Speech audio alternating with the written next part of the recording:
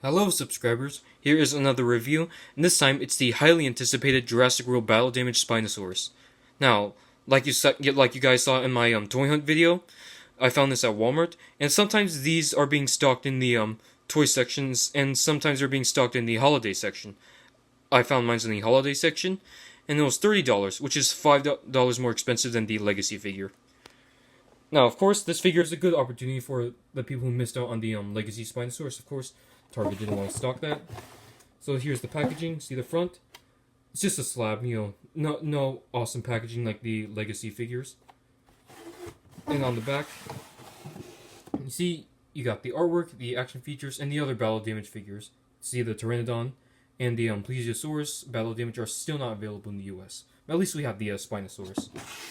So let's waste no time and get this giant out of her packaging. Here is the Spinosaurus out of the packaging, and I have to say, this figure looks great. It's nice to have a good figure of my second favorite dinosaur. And I know people are still hating on the Spinosaurus. Come on guys, Jurassic Park 3 was almost 2 decades ago. If you're gonna hate on anyone then, hate on the screenwriters. And if you hate the Spinosaurus because of the fanboys then, hate on the fanboys. It's not the dinosaur's fault. Now this Spinosaurus toy is full of detailing.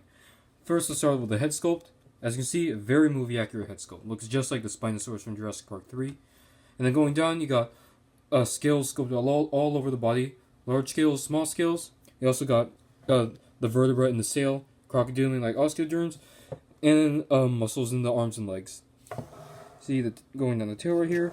And you're basically getting the same amount of detailing on both sides as well. See the bottom of the figure, fairly smooth skin. You got the feet right here. Nicely detailed, and then the claws right here.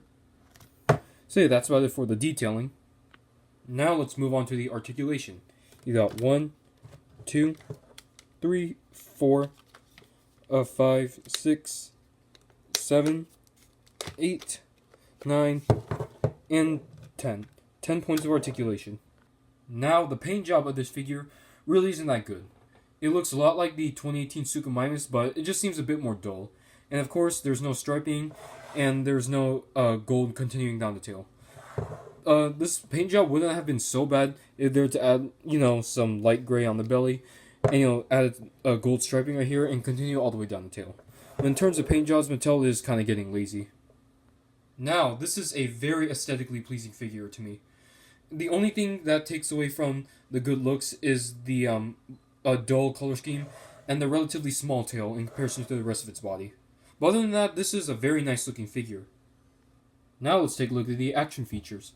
Now, of course, the first one is the chomping action, which was present on the Legacy figure. See the jaws open very wide. And of course, there's the battle damage feature. And it's the rubber piece, which is nice that Mattel is adding rubber to their figures. Then you got the rib cage right here, which is a hard plastic. And you got the wound right here, which is a circular object filled with fake blood in there. And then you press the button right here, then it moves the circle around, and you can see the liquid flowing. I think it's a really nice action feature. And it feels quite solid, so it doesn't look like it'll be breaking. So yeah, those are the action features. Starting with the comparisons, as you can see, we have the battle damage Spinosaurus next to the bite and fight T-Rex.